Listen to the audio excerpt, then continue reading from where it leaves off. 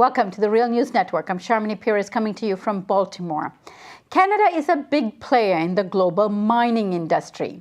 According to the Canadian government's Department of Foreign Affairs, Trade and Development, in 2013, Canadian headquartered mining and exploration companies accounted for nearly 31% of global exploration expenditures and 50% of the world's publicly listed exploration and mining. These 1,500 companies had an interest in some 8,000 properties in over 100 countries around the world. One such mining company, called Nevsun Resources, has a single operating gold mine situated in Eritrea.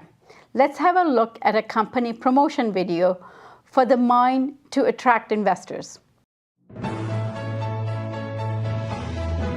The Bisha Mine in Eritrea, a partnership between Vancouver-based Nevsun Resources and the Eritrean government's mining company known as Anamco, a joint venture that produces high-grade gold, silver, copper, and zinc.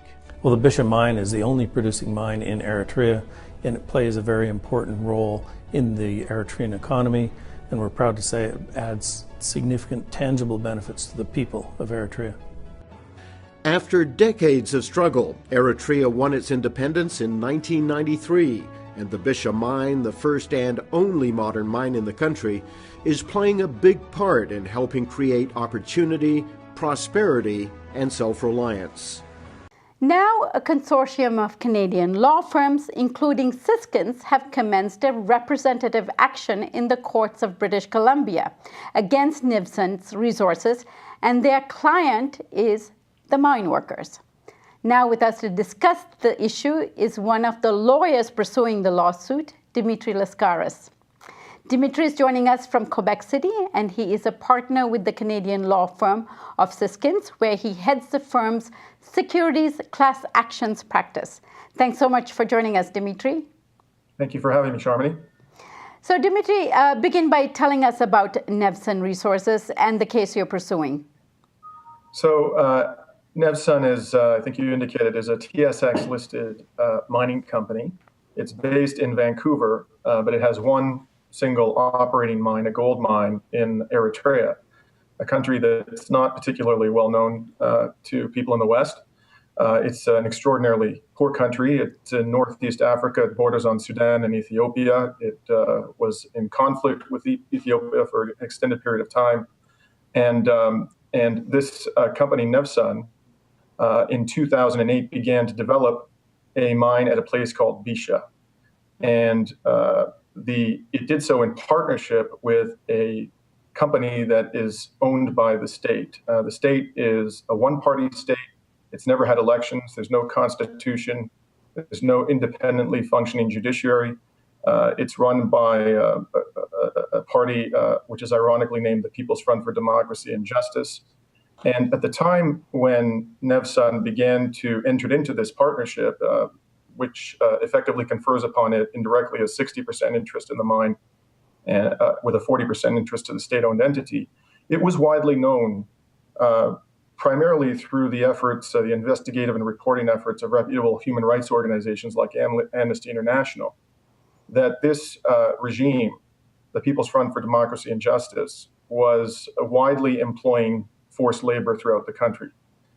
And it did this through something called the National Service Program, which it established in the 90s. And in theory, the National Service Program entailed the conscription of all persons between the ages of 18 and 40 for a period of 18 months, 6 months of military training and 12 months of service. However, in 2002, the government effectively extended indefinitely the service of those who had been conscripted into the National Service Program and forced them to continue to work for the government for subsistence wages, meager subsistence wages, through basically brutality and terror. And as a result of that, the government was able to employ forced labor, as I say, at subsistence wages, in companies that were controlled by military officers or by the party directly or indirectly. And two of those companies, one is called Sagan, the other is called Merib, became contractors to the mine site to the Eritrean entity that was jointly owned by the state and by Nevsun, and for a period of years supplied workers, those two companies, to the mine site for the construction phase of the mine. Our clients were the people who are actually named as plaintiffs in this representative action, were three persons who were enrolled in the National Service Program and who alleged that they were forced to work at the mine for a period of years against their will under brutal conditions. And they are now bringing in action putatively on behalf of all Eritrean nationals who worked at the mine from 2008 to 2012. Right. And how did these mine workers get a hold of you? How did the case begin? Well, a very enterprising young lawyer who has a passionate interest in human rights became aware through a relationship with a human rights activist, an Eritrean human rights activist in the United Kingdom, in the plight of these workers, and brought that to my attention, to the attention of our co-counsel. And we then had to travel abroad to meet with them because they are refugees living in very difficult conditions outside of Eritrea. And after a period of days during which we interviewed them, they retained us to pursue this litigation in Canada on their behalf and on behalf of those who are within the putative class.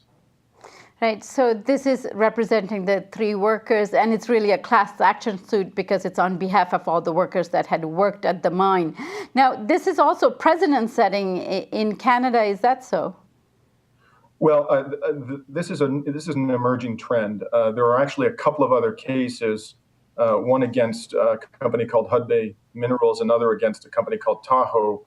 The latter, which our co-counsel is working on, involves human rights abuses in Central America committed by or facilitated by, allegedly, a Canadian mining company.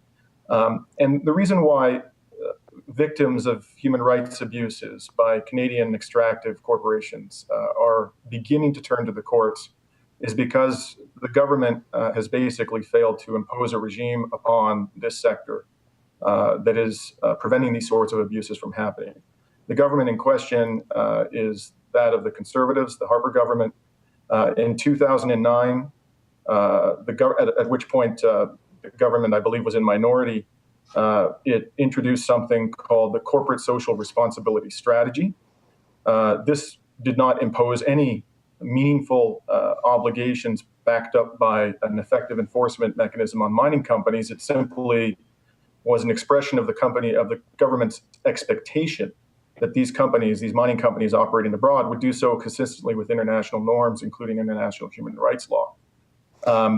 Activists for people who have been victimized by Canadian mining companies through the good graces of a member of parliament in opposition at the time, the Liberal Party, brought forward a bill called Bill C-300, the Responsible Mining Bill in 2010.